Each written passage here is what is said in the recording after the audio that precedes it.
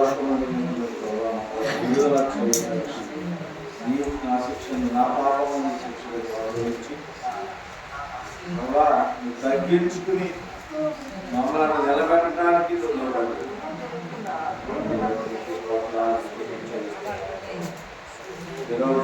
మరణ దినాన్ని ఆయన నీతి పనులను జ్ఞాపకం చేసుకుంటున్నాను. ఈరోజు నాయన మంచి శుక్రవారం మలుచుకుని నిన్ను ఆరాధించడానికి, నిన్ను కనపరచడానికి, చూపించడానికి ఇచ్చిన అవకాశాన్ని బట్టి చెల్లించుకుంటున్నాం. ఒకటివాడిని మట్టివాడిని కాబట్టి నిలబడుతుండగా 10 నిమిషాలు నన్ను చెరువు చదువుని బలపరచండి. వాడుకొని ఆయన ఆ సొంత ఆలోచనలు చేయకుండా నాతో కలిగిన చెవులు గ్రహించుకున్నదే నాకు మాకు దయచేయండి. అందరితో మీరు మాట్లాడారు అంశాలను సహాయం చేసుకుంటూ నీవే మా దేవుడు సజీవుడు వెనుగలిగిన చెవులు గ్రహించుకున్నది నాకు మాకు అందరికీ దయచేసి గత క్యాన్సర్ గురించి వ్యతిరేకతలో తిరుగుబోతున్న ఎదురాత్మని కాల్చివేసి నామానికి మహిమ ఘనత ప్రభావాన్ని మీరు మాత్రమే పొందుతున్నారు. యేసుక్రీస్తు నామములో వందనాలు.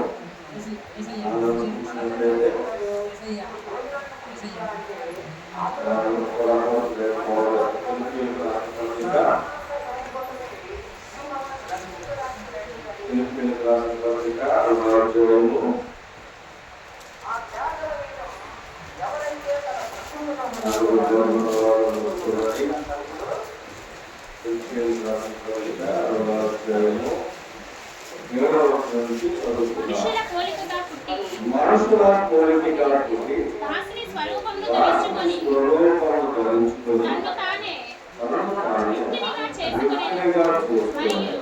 మరియు ఆయన ఆకారమందు మనుషుడుగా కనబడి మరణము పొందనంతగా, అనగా శిలువ మరణము పొందినంతగా విధేయత చూపిన వాడై తన్ను తాను తగ్గించుకొనెను. అందుచేతను పరలోకమందున్న వారిలో గాని భూమి మీద ఉన్న వారిలో గాని భూమి క్రింద ఉన్న వారిలో గాని ప్రతి వాని మోకాలు యేసు నామమున వంగినప్పుడు ప్రతి వాని నాలుకయు తండ్రి అయిన దేవుని మహిమార్థమై యేసుక్రీస్తు ప్రభువని ఒప్పుకొనున్నట్లును దేవుడు ఆయనను అధికముగా హెచ్చించి ప్రతి నామమునకు పైనామమును ఆయనకు అనుగ్రహించెను. కాగా నా ప్రియులారా, మీరెల్లప్పుడూ విధేయులై ఉన్న ప్రకారము నా ఎదుట ఉన్నప్పుడు మాత్రమే కాక మరి ఎక్కువగా నేను మీతో లేని ఈ కాలమందును భయముతోను వణుకుతోను మీ సొంత రక్షణను కొనసాగించుకొనుడి. ఆఖరి వర్షంలో మనతో మాట్లాడుతారు.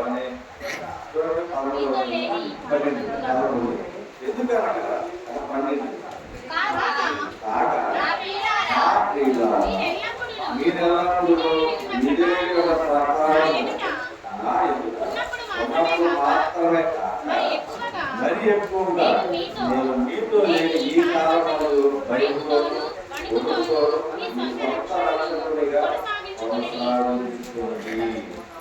కొనసాగుతున్నామండి. ఆయన కూడా చెప్తున్నాడు, నేను ఉన్నప్పుడు కాదు, నేను లేనప్పుడు కూడా మా సన్నిధికి వచ్చినప్పుడే ప్రతి క్షణంలోనూ భయం కలిగి ఉండాలి. ఎందుకంటే ఆయన ఇక్కడ శారీరకంగా మనతో ఉండకపోవచ్చు, కానీ మానవుడి రూపంలో ఆయన దాల్చి మన తిరిగి తన తండ్రి రాజ్యము, తన రాజ్యంలో మనకంటే ముందు ఆయన వెళ్ళి తన రాజ్యంలో మన కోసం స్థలాలను ఆయన. అందుకని ప్రియులరా, నీ కోసము నా కోసం అందరి కొరకు తన తలవలసలో ప్రాణం పెట్టడానికి ఆయన తగ్గించుకుని వచ్చి ఏ రోజైనా మనము దాన్ని జ్ఞాపకం చేసుకున్నామా? ఆయన సిలువలో ఉన్నప్పుడు నా మరణాన్ని నువ్వు పొందింది, ఈ బాధ పట్టుకున్నది నువ్వు నా కోసమే కదనా అని ఏ రోజన్నా తలంపు చెమ్మన చమ్మగిలిందండి. ఈరోజు అందరూ మీకు కూర్చుని గురుకులేదంటాము అనేక అన్నీ చెప్తున్నాను. కానీ ఆయన విషయంలో ఈరోజు నా తప్పిదము బట్టే కలవసంలో ప్రారంభించావయ్యా. వాళ్ళు నిన్ను ఈపి సాలుగా దున్నారు, దానికి కారణం నా పాపమే. ఈ మొఖాన ఉండు చూసేదయ్యా, అది నేను చేసిన పాపమే అని ఏ రోజుగా ఆయచిత్తు పడ్డామండి. మన క్షమాపణ అడిగా మన దేవుని కదా. ఈరోజు పండగంట, రేపు మళ్ళీ పండగ. కానీ ఈరోజు ఎంతమంది మీ హృదయంలో వేదనతో హృదయ వేదన ఉందని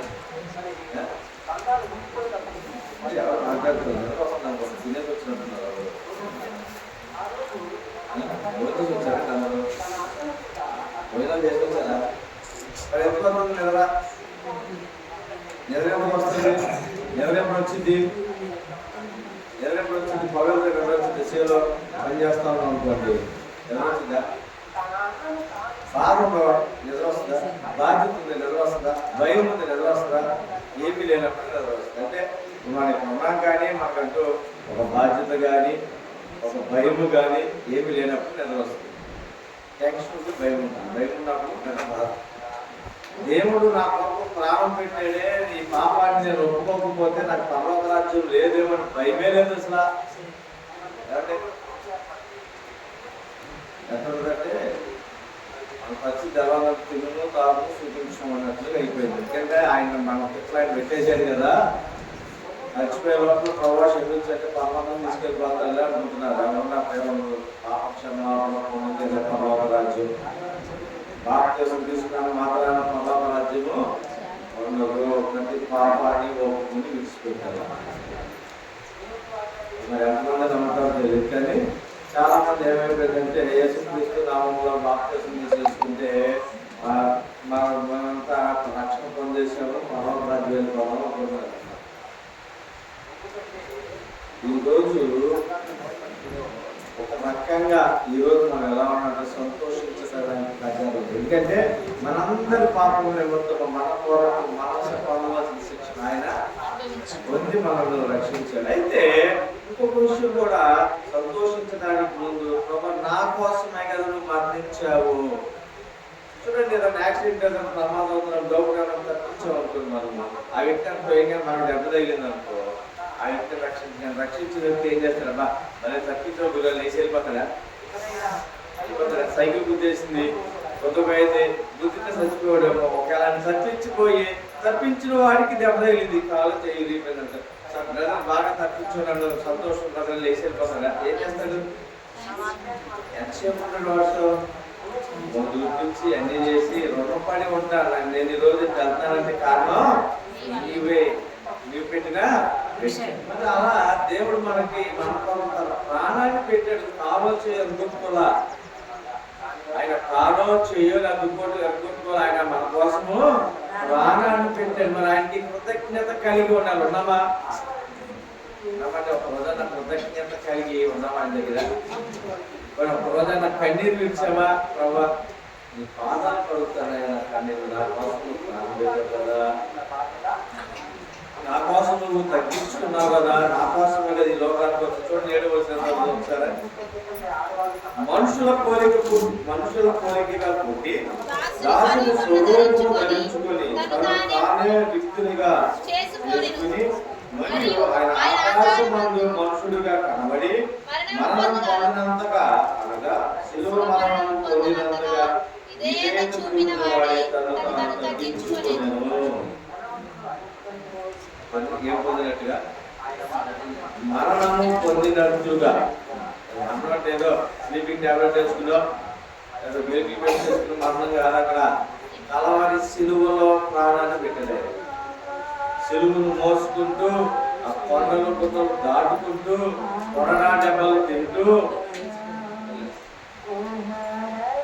వెళ్ళేటప్పుడు కూడా అక్కడ మన జనం అంతా ఏడుస్తున్నారు.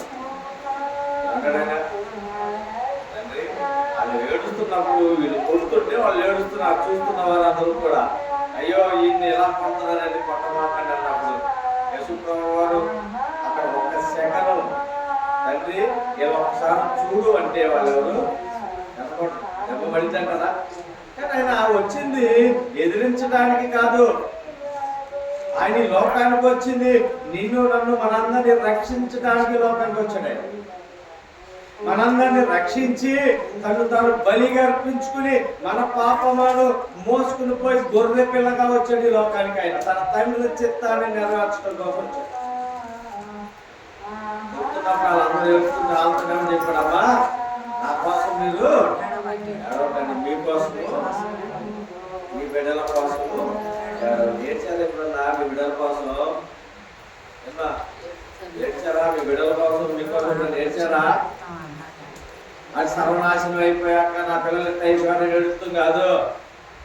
బిడ్డలు ఎవరి కాలంకు రాకముందే, ఎవరి ప్రాయం రాకముందే బిడ్డల కొరకు దేవుడు సన్నిధిలో కన్నీరు కార్చారు. వాడిని కాలం పెరిగే కొద్దిగా వంచాల్సింది పోయి మనమే బిడ్డలను భ్రష్టులుగా మార్చేసుకున్నాం. వాళ్ళు ఏడిస్తే ఉపయోగమే లేదు. వాళ్ళు ఏడిస్తే దేవుడు అన్నాడు ఆ రోజు అది కొడుతుంటే, తండ్రి వీరేమి చేస్తున్నారో వీరు కనుక వీరిని నీ భర్త నీ భార్య నిన్ను నీ భర్తను కొట్టే, బాబా నా భర్తను క్షమించయ్యా, బాబా నా భార్య క్షమించడానికి కొట్టింది అన్నారా? జోకుడు సీరియస్గా నడుస్తుంది. జోకులు అనుకుంటుంది. ఎప్పుడన్నా భర్త తాగొచ్చో లేకపోతే భార్య మాట్లాడుకో, భర్త తాగొస్తే భార్యనో లేకపోతే సంథింగ్ ఏదైనా కానివ్వండి, ఇట్లా నేను ఒక దెబ్బ వేసారనుకో, ప్రభా నా భర్త నన్ను కొట్టాడు అయినా కానీ నా భర్తను శిక్షిస్తుందయ్యా క్షమించు అన్నారా? తిరిగి నన్ను దన్నుంటుంది నాకు తెలుసు. తాగేసి వచ్చిన గొప్ప వేదన తిరిగి నన్ను దన్నుంటాడు. అది పాపమే. ఒప్పుకోవాలనుకోవడం భర్త దగ్గర అంటే ఒప్పుకోవడం మాత్రం చెప్తున్నా. దీన్ని ప్రతి విషయము మన ప్రతి పాపము ఒప్పుకుని విడిచిపెట్టారా? ప్రార్థన చేసినంత మాత్రం పాపం పోదు. లక్షలు ఉండిలో కానుకలు వేసేసి దేవుడికి ఇచ్చేసి లేకపోతే మందిరానికి 10,000 ఇచ్చేసాను ఇంకోటి ఇస్తే పాపము పోదు. నీ పాపం నీవు ఒప్పుకొని విడిచిపెట్టాలా? యేసుప్రభువు వారు ఈ లోకానికి వచ్చి మనందరి పాపం నిమిత్తం ఆయన బలి అయిపోయాడు. ఆయన దాన్ని కూడా సంతోషంగా అనుభవించాడు, మరణాన్ని కూడా. అయితే ప్రియులారా, మనము దేవుని కొరకు ఒక్క రోజన్నా ఆయన ప్రాయశ్చిత్తం చేసుకోగలుగుతున్నామా? ఆయన కొరకు బ్రతకగలుగుతున్నామా? ఈరోజు సంతోషం ఉంది. ఆ సంతోషం వెంబడి ఏముంది? కీడు వెంబడి మేలు దాగి ఉందట. ఈరోజు మనం సంతోషిస్తున్నాం అంటే దాని వెంబడి ఏముంది? ఆయన మరణం ఉంది. మన గృహాల్లో చాలా మంది చనిపోయిన వారు ఉన్నారు, అవునా కదా? ఎట్లా కూర్చున్నామా? చచ్చిపోయి ఒక గంట పడేస్తారు. ఎట్లా కూర్చున్నామా? వేరే కనుకోవద్దు నేను అనేది. ఎలాగే కూర్చుని ఉంటామా? దొల్లు ఎడుతాం. వాడు మాకు అదేం చేసి ఉండకపోవచ్చు కూడా. అయినను ప్రాణం అంటే ప్రేమ అలా ఉంటుంది. మరి మన కొరకు ప్రాణం పెట్టిన ఆయన కోసం ఎన్ని రోజులు ఏడ్చారు? మన పాపముల నిమిత్తము ఆయన మరణించాడే.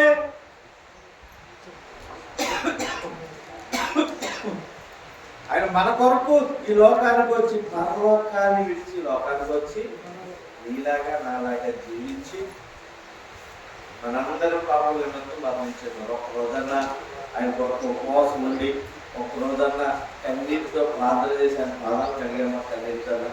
ఒక 10 రోజులను కలిసేమా? మన ఇంట్లో కాదుగా, మా నాన్న కాదుగా, మా అమ్మ కాదుగా, మా తమ్ముడు కాదుగా కదా.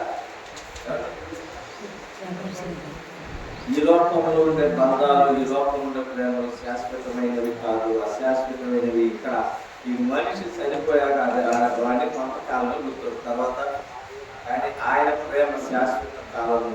ఆయన బంధంలో శాశ్వత కాలం. ఆయన అంటున్నాడు, నేను మీకంటే ముందెళ్ళాను, నా తండ్రి రాజ్యంలో ఉన్నాను. ఈ లోకాన్ని చేయొచ్చు, మీరు ఈ లోకాన్ని చేయొచ్చు, నా రాజ్యము తీసుకోండి. ఆయన మరణించింది మన కోసమే. ఎప్పటికైనా మన పాపంలో ఇంకా ఒప్పుకొని విడిచిపెట్టకపోతే అంటున్నాడు, ప్రతి చెట్టు మొదట ఏం పెట్టాడు? గొడ్డలి పెట్టాడు. ఎందుకు గొడ్డలు పెట్టాడు? నీళ్లు పెట్టాలి కదా చెట్టుకి. చెట్టుకి నీళ్లు పెడతారా, గొడ్డలు పెడతారా? మనం ఏం పెడతాం? జామాలు పెంచుకుంటున్నాం, నీళ్లు పెడతామా లేదా కంది పెడతాం? దాని మొదట్లో 4 సంవత్సరాలు పెట్టాకైనా కాయలు ఎట్లా ఏం చెప్తాం? ఆయన కూడా ఫలించని ప్రతి చెట్టు మొదటన వడ్లు పెట్టి దాన్ని నరికి ఎక్కడ అగ్నిలో. మనం సాధువులు మనం ఏం చేస్తాం? మన ఇంటి ముందు చెట్లు పని చేయట్లేదు, నరికేస్తే పడేస్తామా? దాన్ని సపరేట్గా నరికి పక్కన పెడతాం. ఎండిపోయాక ఏం చేస్తాం? ఇది అంటే ఆయన చెప్పేది అదే చెప్తున్నాడు. ఫలించని ప్రతి చెట్టుని, మార్పు చెందని ప్రతి చెట్టుని, ఫలించని ప్రతి గొర్రెని, మార్పు చెందని ప్రతి మనిషిని అగ్ని గంధకాల్లో పడేస్తారు. ఆయన ఏమో ఒక బాధపడుతున్నాయో ఇదందరూ పాపం పెట్టానే, మరలా నా బిడ్డలు పాపం వైపు పరుగులు పెట్టారు. ఇప్పుడు ఆకలి వస్తే నా బిడ్డలందరూ నష్టం అయిపోతారే.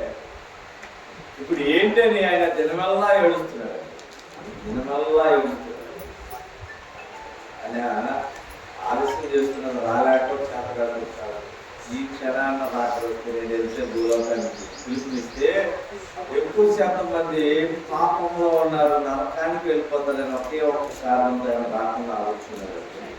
దాన్ని మనం అలుసుగా దాన్ని విడిచి ఈ క్షణమైన మనం రక్షణ పొందకపోతే, ఇప్పటికైనా మన పాపం విడిచిపెట్టకపోతే జీవితం మానపడుతున్నారు. నీటి మీద మొదలనాటి ఇజ్రాయేలు జీవితం కనబడి అంతలో మాయమైంది. మనకు అన్నీ తెలుసండి. మనకు వెళ్ళింది ఉందా కదా, చచ్చిపోతామని తెలుసు, రాసుకున్న తీసుకెళ్ళమని తెలుసు, తింటే చాలని తెలుసు, అన్నీ తెలుసు.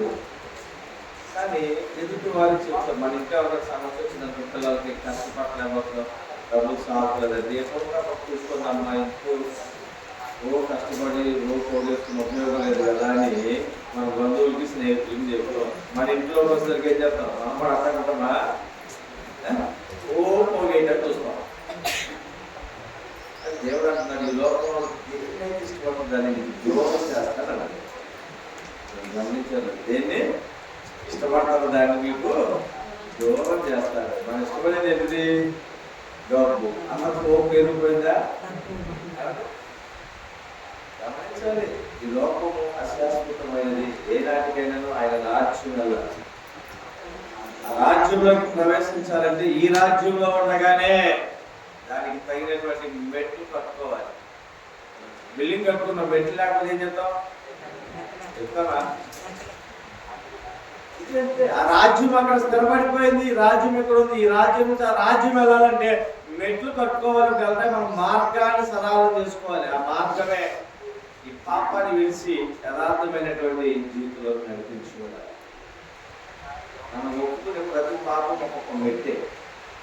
మనం ఎన్ని పాపాల మీద ఒప్పుకుంటే అన్ని మెట్లు మనం వేసుకున్నట్లే. మనము మార్గాన్ని సరళం చేసుకుంటే ఎవరో కట్టరు. తాపి మేస్త్రి ఇల్లు కడతాడు ఈ లోకం. అంతేగాని అక్కడ ఆ మెట్లు కట్టకే తాపి మేస్త్రి నీ ఒప్పుకోలే నీ వ్యక్తి, నీ యథార్థమైన నడకే నీ మార్గం, నీ పరిశుద్ధతనే ఆ రాజ్యం తీసుకో. నేను చెప్పట్లా, వాయించుకుని తెలుసుకోవాలి. పాపాన్ని ఒప్పుకుని విడిచిపెట్టిన, పాపంలో ఒప్పుకుని విడిచిపెట్టిన వారే కనికరం పొందుతారు. మన కనికరం కలిగిన దేవుడు బిడ్డలం. ఆయన కనికరం కలిగిన వాడు. అయితే అలా కనికరించడానికి సిద్ధంగా ఉన్నాడు. మనం ఆయనతో ఉన్నప్పుడు ఒకలా అవుతున్నాం, ఆయనతో లేనప్పుడు ఒకలా అవుతున్నాం. అందుకే ఆయన అంటున్నాడు, నేనున్నప్పుడు మీరు ఎలా ఉన్నారు, నేను లేనప్పుడు కూడా అలాంటి విశ్వాసంతో బ్రతుకుతున్నామండి. అలాగే భయంతో బ్రతుకుతున్నాం. భయం ఉందా మనకి? దేవుడంటే భయం ఉందా? దేవుడంటే భయము ఆచారమైనటువంటి వేషధారణ బట్టి చేసుకున్నాడు. ఏముందిలే, ఇంకా సమయం ఉందిలే, ఇంకా సమయం ఉంది అనుకుంటున్నాం. సమయం ఎవరికి లేదు. సమయము ఇదే అనుకూలమైన సమయం. ఆయన అంటున్నాడు చెవుగలవాడు ఎందుకు ఆయన అన్నాడు చెవుగలవాడు వినుడు కాకుండా తెలుసా? వింటున్నాం కానీ ఏ లోకమైనటువంటి జాతలు ఈ చెవుతో వినే ఈ లోకమైన మాట వింటున్నాం. ఆత్మీయమైనటువంటి చెవులు మనకు ఉంటే దేవుడి యొక్క మాటలు, దేవుడి యొక్క ఆలోచన కలిగి మనం ఉంటాం. దేవుడి మాటలు వినగలిగే చెవులు ఉంటే మనకి 100% మార్పు. మనకు ఉన్న వల్ల ఏంటంటే దురద చెవులు ఈ లోక సంబంధమైనవి వింటానికి మాత్రమే ఉన్నవే మన హృదయంలోకి వస్తున్నాయి. దేవుడు మాటలు రావాలా, దేవుడి భయము రావాలి. ఎలాగో మనము పరలోక రాజ్యం వెళ్తాం. ఆ రాజ్యం వెళ్ళాలంటే ఈ రాజ్యంలో ఉండగానే సిద్ధపడాలి. భయం పడుతూ బ్రతకాలి. నన్ను చూస్తున్నాను. నమ్ముతారా దేవుడు మనం చూస్తున్నాడని? ఎక్కువ చూస్తున్నాడని నమ్ముతారా? నమ్ముటాని వాళ్ళైతే సాక్షిగా మన పట్ల అనేక మార్గం నిబంధన చేసుకుంటున్నాం. చిన్నవే మనం విడిచిపెట్టట్లేదు. నోటు మాలను విడిచిపెట్టట్లేదు. నోటిని జాగ్రత్తగా కాచుకుంటే 80% జయించి, నోటిని కాచుకుంటే 80% జయించి. నోటి మాటల్లో చాలా తగ్గిపోతుంది. రోజుకు 100లో తగ్గిపోతారు. విడిచిపెట్టడం భయంకరమైన మాటలు. విడిచిపెట్టాలి. వాటిని వెళ్ళకపోతే అదే రోజు ఏదింటున్నాం? ఆయన ఒక శరీరము, ఆయన ఒక రక్తము. డబ్బులు గుర్తులేదు. ఆయన ఆస్తులు అందవచ్చు కదా అడుగుతున్నది. వాడైప్పుడు మోసకెళ్ళడానికి వచ్చింది. ఈ కొరకు ప్రాణం పెట్టలేదు. నీ కొరకు ప్రాణం పెట్టడానికి లోకానికి వచ్చి నువ్వు పొందవలసిన దెబ్బలు నేను ఇంకా నీ పాపాన్ని నా మీద నేను మోసుకెళ్తాను. నీ పాపాలను మోసుకోవాలి. అందరే పంపుతున్నావు, నాదే పాపాలు చాలా సార్లు కడుగులో కన్నా ఎక్కడైనా కానివ్వండి. ఒక ఆయన కొనుగోలు వేసుకుంటారు. కొనుగోలు వేసుకెళ్తా ఉంటే దారిలోకి వెళ్ళాక ఒక ముసలామి మూట నెత్తిని పెట్టుకుంటే పాపం నడుచుకుంటూ వెళ్తున్నాను. దేవి దారి లేక మా బాప అయినా బామ్మ ఎక్కువ నేను అట్లా వెళ్తున్నాను చెబుతాను అన్నట్టు. మనుషుడు బండి చూసినాడు. ఒక దూరం వెళ్ళాక అక్కడికి చూశాడు. మూట నెత్తినదే పెట్టుకున్నాడు. అదే కాక మూట నెత్తిని పెట్టుకుని కింద పెట్టుకోవచ్చు కదా అంటే, అయ్యా నన్నే మోస్తా నీ గురువు, నా మూటనే మోస్తా, నా మూట నేను మోసుకుంటాను, నన్ను మోసం చాలా ఎంత అజ్ఞానంగా ఉంటుంది. అంటే ఆ మూటను ఇప్పుడు ఆమె చూడండి అంత ఎక్కడ అవుతుంది. నేను పాపాన్ని నా మీద చాలు, నేను మోసుకెళ్తా. నీ దగ్గర ఉన్న పాడైపోయిన ఉదయం నాకు ఇవ్వు, దాన్ని నేను మోసుకెళ్ళి దాన్ని మంచిగా చేస్తా. ఈ పాపం నీ మొయ్యొద్దు, నా మీద పడి నేను మోసుకెళ్తాను అంటున్నా. కానీ పాపం నేను ఎక్కడ వెళ్తాను దాని వద్దు.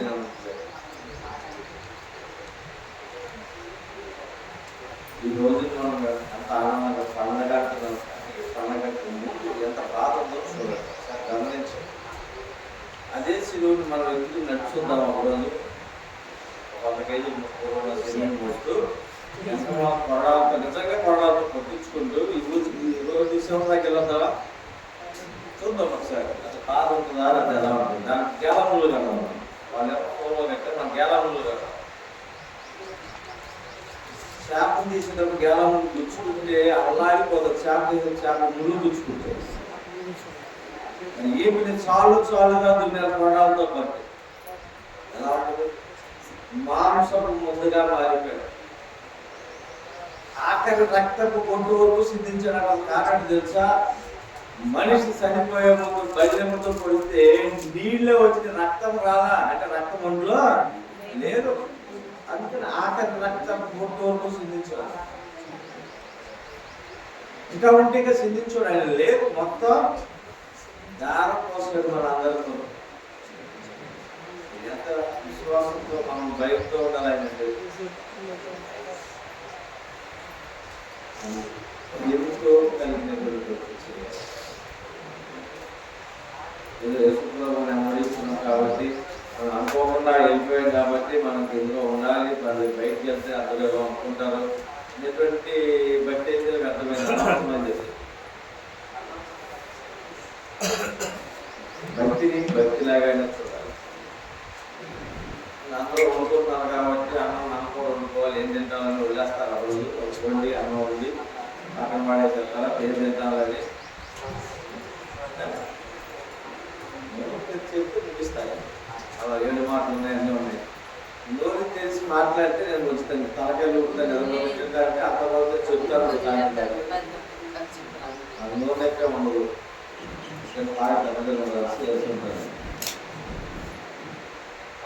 మనం అన్నము వండుకుని రోజు పాలు పోస్తామా ఏం తింటాము కానీ ప్రార్థన ఎందుకని రోజు చేసుకోసం ప్రార్థన వదిలేస్తుంది. గాలి వదిలేసి పక్కన డస్ట్బిన్ వేసేస్తున్నాం. అది బలం రాదనే అన్నం తింటే ఈ లోపల శరీరానికి బలం వస్తుంది. ప్రార్థన చేస్తే మన జీవితాన్ని మారుతుంది, మన బ్రతుకు మారుతుంది. విలువైన వాటిని విడిచి వ్యర్థమైన వాటిని పోగేసుకుంటున్నారు. పరిస్థితి ఎట్టుందంటే 100 మాటలు మాట్లాడితే 99 మాటలు డబ్బు కోసం మాట్లాడుతున్నారు. ఎవరైనా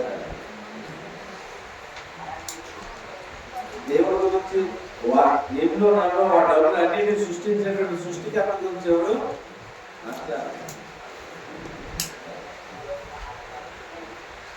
అర్థం అవ్వాలంటే సినిమా డైరెక్టర్ ఎవరు నిర్మాత ఎవరు పట్టించుకోరు.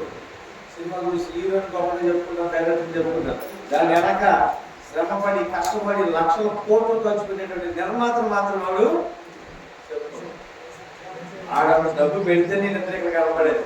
అలాగే దేవుడు మన పక్షాన్ని మన వెనక ఆయన రక్తాన్ని సిందించి నిన్ను నన్ను రక్షించాడు కాబట్టి ఇక్కడ నిలబడి మనము శుక్రవారాన్ని గుడ్ ఫ్రైడే జరుపుకుంటున్నాం. ఆయన మన పక్షాన మనకి ఆయన రక్తాన్ని సిందించాడు. ఈరోజు ఇక్కడ అది మనలో పెద్ద గొప్పగా చెప్పుకుంటున్నాం. బ్రతుకున్నాం మన దేవుడే.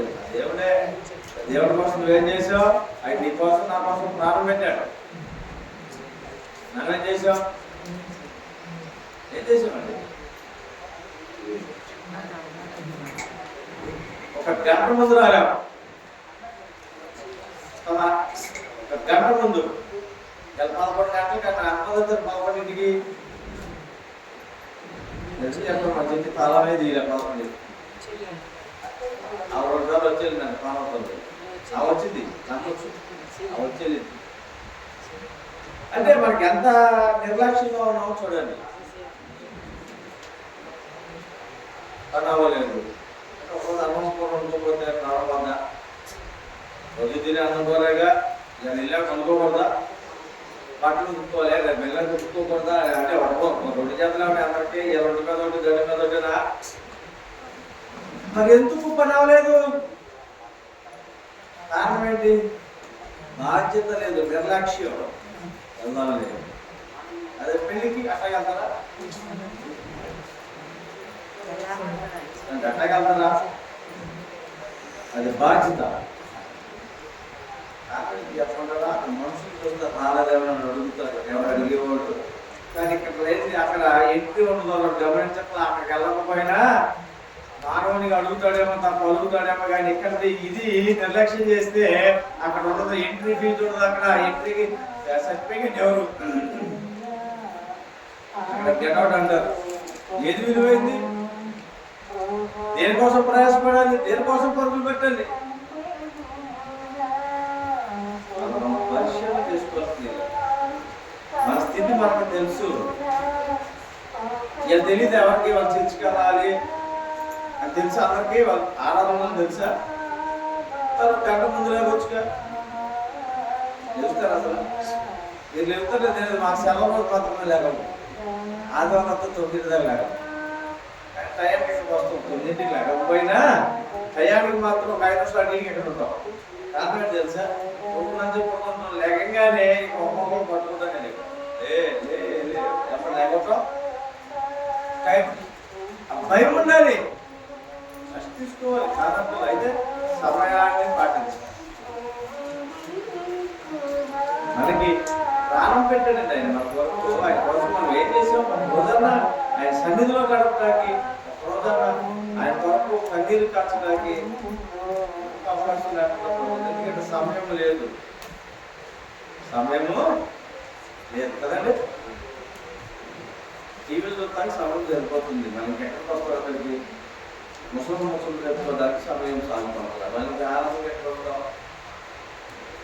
అన్నిటిని విడిచి ఆయన కొరకు ప్రయాసపడాలి. ఆయన ఉన్నప్పుడు కంటే ఆయన మనతో లేనప్పుడు మనకంటే భయం కలిగి ఎందుకు తెలుసా? ఆయన మనతో ఉన్నప్పుడు వస్తుంటే మనం తెలుసుకోతాడు. పొలంలో వచ్చినట్టు మనం రెడీ అవ్వాలి. ఆయన లేడు, ఎప్పుడు వస్తాడో తెలియదు. ఎక్కడున్నారు ఇప్పుడు? ఎక్కడున్నది? ఆయన లేడు మనతో. వేరే పక్క రాజ్యంలో, పక్క దేశంలో, పక్క ఊళ్ళో ఆయన ఎప్పుడు వస్తుందో తెలియదు. వస్తాడు 100%. ఎప్పుడు వస్తాడో తెలియదు. అప్పుడు కూడా ఇట్లా ఉంటాడు. నిర్లక్ష్యంగా వెళ్దాంలే తెలుపుగా చంద్రపురం రాగానే అయ్యగారు వచ్చేస్తున్నారని తెలుపుతూ ఉంటారు. ముఖాము వచ్చేస్తుంది. ఆయన ఎక్కడున్నాడో తెలియదు, ఎప్పుడు వస్తాడో తెలియదు. ఏం చేయాలి అప్పుడు? ఎప్పుడు సిద్ధపడి ఉండాలి, యాక్టివ్గా ఉండాలి. రోజు ఆ 10 మందిలో 5 మాత్రమే వెళ్ళారు. ఆయన కారణం ఏంటి? నిర్లక్ష్యం. ఎందుకు మాట్లాడుతున్నాడు? ఎదుర్కొంటాకి వెళ్ళారు. సిద్ధపాటు ఏం లేదు. సిద్ధపాటు లేక 5 ఏమైపోయారు? వెళ్ళవలే సమయం ఉందిలే వెళ్ళారు. అందరూ ఒకేసారి. కానీ వాళ్ళు నూనెని తీసుకెళ్ళాలి, సిద్ధపాటు కలిగి వెళ్ళాలి. ఏమేం కావాలని ఎవరు ఎలాగైనా వచ్చేస్తే ఎదుర్కొని లాభం వెళ్ళిపోదాం అనుకున్నారు. ఆయన తెలుసు సిద్ధపడిన వారు ఎంతమంది ఉంటారు. అందుకే ఆయన అంటాడు, పిలవబడిన వారు ఎంతలో ఏర్పరుచుకున్న వారు పరిశీలన చేసుకోవాలి. అది పరిశీలన చేసుకోవాలి. అందులో మనం ఉన్నారంటే చేసుకోవాలి, పాపాలను ఒప్పుకోవాలి, విడుదల చూడాలి. ఆ కొందరిలో మనం ఉండాలంటే ఆయనకి ఐక్యతమైపోవాలి. ఆయనతో ప్రాయచిత్తం కోరుకోవాలి. లోకంలో పాపం ఒప్పులు విడిచిపెట్టాలి. అప్పుడు ఆయన మరణానికి తగినటువంటి సంతోషం. ఆ సంతోషం కొనుక్కోవాలంటే పాపాన్ని విడిచిపెట్టాలి. పాపం విడిచిపెట్టే మరణాలు వచ్చారు. పాపం చేసుకుందాం. 7 మాసం తర్వాత కాబట్టి నిన్న వాక్యాన్ని బట్టి ఇచ్చిన పాపం చేసుకుందాం. పరిశుద్ధిగా మహోన్నతుగా దైవంలో స్వామీయమై ఇవాళ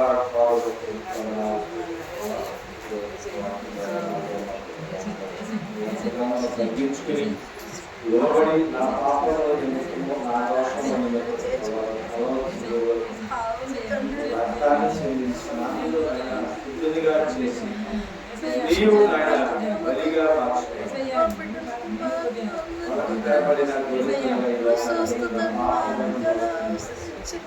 దానికి తగినట్టుగా ఇప్పటికైనా నా బ్రతుకులు చేయాలి నేర్చుకోవాలి. నా పాప పాత బ్రతుకు నుంచి ఈ క్షణమే విడిచిపెడుతున్నాను. చూస్తున్నావని భయంతో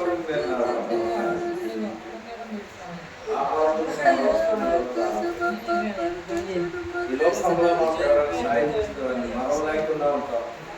నా కొరకు ప్రాణాన్ని బలిగా పెట్టాలి.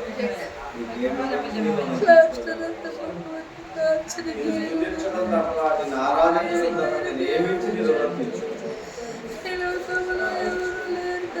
భక్తులు చేయాలి దయచేసి విడిపించు. ప్రతి మాలని వాటి నీరు కట్టి